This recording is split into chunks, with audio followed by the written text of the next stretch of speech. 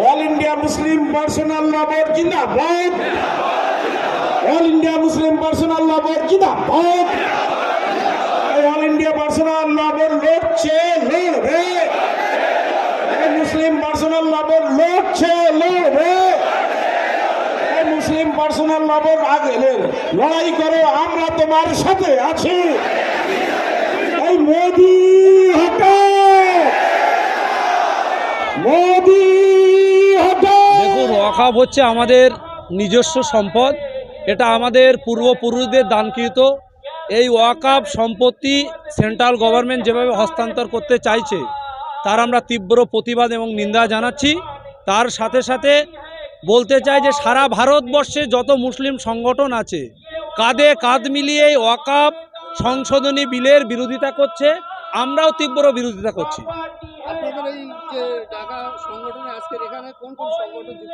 আমরা all India ইমাম association, আমি সভাপতি। আমাদের দক্ষিণ চব্বিশ পরগনা জেলা চেয়ারম্যান হযরত মাওলানা খলিল আহমেদ সাহেব, তার সাথে সংখ্যালঘু যুব ফেডারেশন, অল ইন্ডিয়া সুন্নতল জামাত বা অন্যান্য মুসলিম সংগঠন আছে, প্রত্যেকে যৌথ উদ্যোগে এই প্রোগ্রামটা হচ্ছে।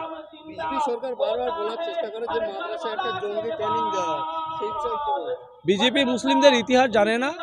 স্বাধীনতা সংগ্রামে সবথেকে বেশি অবদান এই মুসলিমদের। তারা দেশের জন্য প্রাণ দিয়েছে, স্বাধীনতার জন্য তারা নিজেদের রক্ত দিয়েছে। তো মুসলিমরা সবসময় তারা ভারতের মূল স্রোতে থাকতে চায় এবং ভারতের সংস্কৃতি, ভারতের জুডিশিয়াল, ভারতের আইন সব কিছুকে তারা সম্মান জানায়। এটা তাদের ভুল কথা। এই যে আপনাদের সংগঠন মুসলিম সবাই চেয়েছিল যে একভাবে একটা ডাকলে ভালো হতো, আবার 26 তারিখে সিদ্দিকুল্লাহ চৌধুরী, এরকম কোনো বিষয় নয়। আমি বলবো, আপনাদের এই মাধ্যমে বার্তা দেব, যত সংগঠন এই ওয়াকফ বিরোধী বিল বা বিজেপি সরকারের এগেনস্টে মিটিং করবে প্রত্যেকেই অংশগ্রহণ করুক। এখানে আমাদের কোনো দ্বিমত নেই। প্রত্যেকেই ওয়াকফ বিরোধী বিল নিয়ে সোচ্চার হচ্ছে, আন্দোলন করছে। আমরাও তাদেরকে বলছি যে প্রত্যেকেই করুক, এটা প্রত্যেকের স্বাধীনতা আছে। আপনারা দেখুন, কয়েক হাজার হাজার মানুষের এখানে সমাগম হয়েছে এবং আরও প্রচুর মানুষ রাস্তায় রয়েছে, তারা আসছে। খুব ভালো লাগছে যে আমরা এখান থেকে এসে সেন্ট্রাল গভর্নমেন্টের বিরোধিতা করতে পারছি এবং তাদের এই যে ওয়াকফ সংশোধনী বিলের তীব্র প্রতিবাদ জানাতে পারছি। মোহাম্মদ বাকিবিল্লাহ, সভাপতি, অল ইন্ডিয়া ইমাম অ্যাসোসিয়েশন। তুমি একটু বলো।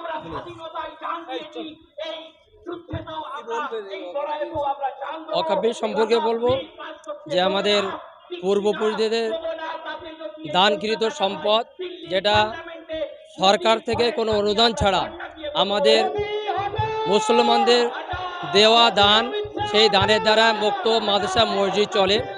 সেই সম্পদটা এমন হারে যে বিশেষ করে মহসিন হাজি মহসিন সাহেবের হাজার হাজার সম্পত্তি তিনি দান করে গেছেন। যে সম্পত্তির ওপরে সরকারি বহু বাসভবন তৈরি হয়েছে। এখন তারা নজর করছে যে সম্পত্তি ভাড়া তো দেয় না, নতুন করে সেইটা নিজেদের আয়ত্ত নেওয়ার জন্য অপচেষ্টা কেন্দ্রের বিজেপি সরকার চালাচ্ছে। ক্যানিং পূর্ব থেকে আমাদের জীবনতলা থানা এরিয়া থেকে প্রায় কম বেশি 35 থেকে 40টা গাড়ি এসেছে। প্রতিটা গাড়িতে প্রায় 50-60-70 জন মানুষ এসছে। এলাকায় যথেষ্ট প্রভাব রয়েছে। শুধু এটা মুসলমানদের মধ্যে নয়, হিন্দু ভাইরা তারাও তারা আফসোস করছে যে আমরা যে বিজেপি সরকার বলতে যে এই অপচেষ্টা চালাচ্ছে, নরেন্দ্র মোদী, অমিত শাহ সম্পূর্ণ হিন্দু ভাইদেরকে ভুল বোঝানোর চেষ্টা করছে। কিন্তু শিক্ষিত হিন্দু সমাজ যারা, তারাও আমাদের সঙ্গে আছে, তার এই অপচেষ্টা তারাও বিরোধিতা করছে। আপনারা দেখতে পাচ্ছেন শুধু রানী রাসমণি রোড না, আজকের কারা কাদের আঙুলে হেলিতে জানা গেল না যে আমাদের আশা ছিল, আমাদের স্বপ্ন ছিল যে আমাদের শহীদ মিনার ময়দানে আমরা আসব। সেই হিসাবে হাজার হাজারো গাড়ি এসছে, হাজার হাজার মানুষ, লক্ষাধিক মানুষ এসছে। তারপরে আমরা সেই শহীদ মিনার ময়দানে পাই না। আজকে রাস্তা রানী রাসমণি রোড আপনারা দেখতে পাচ্ছেন পুরো এক প্রান্ত থেকে অপর প্রান্ত ভর্তি। একমাত্র উদ্দেশ্য, কেবলমাত্র উদ্দেশ্য, একটাই উদ্দেশ্য যে কেন্দ্র সরকার যে কালা আইন পাস করতে চলেছে, যে আমাদের যে ওয়াকফ আইন, সেই ওয়াকফ আইনটা বাতিল করতে চলেছে, আবার সংশোধন করতে চলেছে। এ তীব্র প্রতিবাদ করছি, এ তীব্র ধিক্কার জানাচ্ছি। যেটা আমাদেরই সম্পত্তি। এ ভারতবর্ষে প্রায় 40 লক্ষর বেশি সম্পত্তি আছে। আমাদের সম্পত্তির স্থান পুরো তৃতীয় স্থানে ভারতবর্ষের, একদম ডিফেন্সের পরে, রেলের পরে। আমাদের সম্পত্তি, আমাদেরই বাপদাদার সম্পত্তি, আমাদের অধিকার। অতএব এই অধিকারে কেউ হস্তক্ষেপ না করে, যদি কেউ হস্তক্ষেপ করে আমাদের রক্ত যতক্ষণ থাকবে ততক্ষণ লড়াই চলবো। এই লড়াইটা শুধু রানী রাসমণি রোড না, এই লড়াইটা শহীদ মিনার নয়, এই লড়াইটা একদম দিল্লি রামলীলা ময়দান পর্যন্ত পৌঁছে যাবে ইনশাল্লাহ, এই আশা রাখছি। আসসালামু আলাইকুম। আমাদের অল ইন্ডিয়া ইমাম অ্যাসোসিয়েশনের আমাদের দক্ষিণ চব্বিশ পরগনা জেলা সম্পাদক হাফেজ আইয়ুব সাহেব, ইনি এই মুহূর্তে আমাদের মধ্যে উপস্থিত হয়েছেন। ওনার জেলা থেকে কি বিষয় আজকের আমাদের দক্ষিণ চব্বিশ পরগনা থেকে বিভিন্ন ব্লক থেকে অল ইন্ডিয়া ইমাম অ্যাসোসিয়েশনের পক্ষ থেকে আমাদের সর্বভারতীয় প্রেসিডেন্ট যেটা মৌলানা বাকিবুল্লাহ সাহেবের তত্ত্বাবধানে এবং আমাদের দক্ষিণ চব্বিশ পরগনা জেলার অল ইন্ডিয়া ইমাম অ্যাসোসিয়েশনের সহসভাপতি সাহেব আছেন ক্যানিং এবং অন্যান্য ব্লক থেকে, বিশেষ করে আমরা প্রথম 2 নম্বর ব্লক থেকে এবং ভাই সাথীবর্গ ভাই এসছেন ক্যানিং থেকে। আজকের এই সমাবেশে আমরা একটাই বার্তা দিতে চাই, এখান থেকে সারা ভারতবর্ষ মিলে যে কালাকানু আইন তৈরি হয়েছে, সে আইনকে আমরা প্রতিরোধ করার জন্য সমস্ত সংগঠন যৌথভাবে আমরা একত্রিত হয়ে আজকে শহীদ মিনার নয়, সারা দেশের সমস্ত জায়গায় আমরা একত্রিত হয়ে এইরকম আন্দোলন গড়ে তুলতে চাই, যাতে করে ওই আইনের প্রতিবাদ করার জন্য। এই দেখে নেব। আজ অবধি না আপনার বাপ কিছু দেখতে পেরেছে, না আপনার দাদু কিছু দেখতে পেরেছে। আপনি বলেছিলেন 3 তালাক বিল পাস করতে দিব না, দিচ্ছি না। আপনি বলেছিলেন 3 তালাক বিল পাস করতে দিবেন না, হয়ে গেছে।